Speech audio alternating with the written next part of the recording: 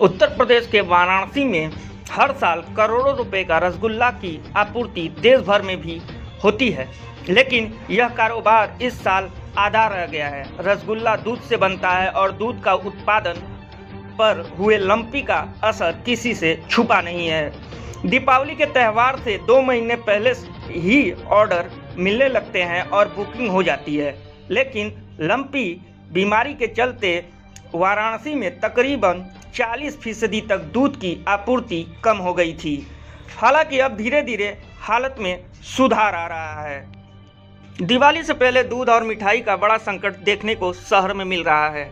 Lumpy के कहर से वाराणसी में दूध सप्लाई की सबसे पुरानी सिस्टम को तोड़कर रख दिया है। हालत यह है कि गांव में ही दूध नहीं बचा। रोज बढ़ रही डिमांड के बीच दूध का प्रोडक्शन केवल 30% तक रह गया है।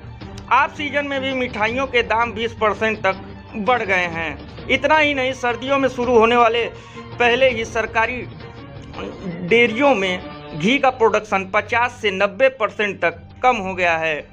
आज की सबसे बड़ी ज़रूरत दूध, दही, घी, मक्खन जैसे चीज़ों की किल्लत पैदा कर दी है। दूध 4 से 6 रुपये तक महंगा होने के कारण मिठाइयाँ 20 से 80 रुपये तक महंगी हो गई हैं। वहीं घी करीब 100 रुपये प्रति लीटर तक महंगा हो गया। 8 लाख से ज़्यादा गायों में फैले लंपी वायरस संक्रमण ने डेयरी कारोबारों को 50% तक प्रभावित किया है। कमी आने के कारण रसगुल्ला मिठाई उद्योग के ऊपर बहुत ही बुरा प्रभाव पड़ा है। दूध की आपूर्ति पूरी हो नहीं पा रही है। इस कारण से रसगुल्ले की आपूर्ति, जो रसगुल्ले बाहर जाते हैं वो पूरे नहीं भेजे जा रहे हैं। इस कारण रसगुल्लों के भाव में भी कुछ उछाल आया है और माल की अत्यधिक कमी रहती है। बाद में रसगुल्ले में बहुत प्रभाव पड़ा है, काफ़ी फर्क पड़ा है। दूध महंगा हुआ है, दूध में कमी आई है, तो इससे व्यापार में भी बहुत फर्क पड़ा है इसका।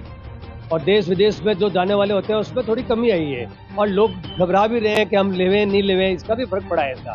इसमें बहुत कमी है। और इससे निकला ही था कि पशुधन को एक लंपी नामक बीमारी ने ग्रस्त कर लिया।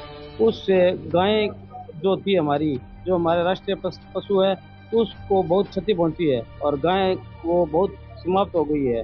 और उस कारण से दूध की बहुत कमी हो गई है। दूध की कमी होने से दूध उत्पादन जो कम हो गया, उससे दूध से बनने वाली मिठाइयाँ, रसगुल्ले वगैरह, उसमें बहुत तेजी आ गई है। तो दूध कम होने से दूध के भाव बढ़ रहे हैं। दूध के भाव बढ़ने से हमारे को मिठाइयों के भाव भी बढ़ाने पड़ रहे हैं, रसगुल्ले के भाव बढ़ाने पड़ रहे हैं, जिससे कस्टमर है वो प्रभावित हो रहा है। ऐसे ही लेटेस्ट खबरों के लिए बने रहिए पब्लिक वाइब ऐप के साथ।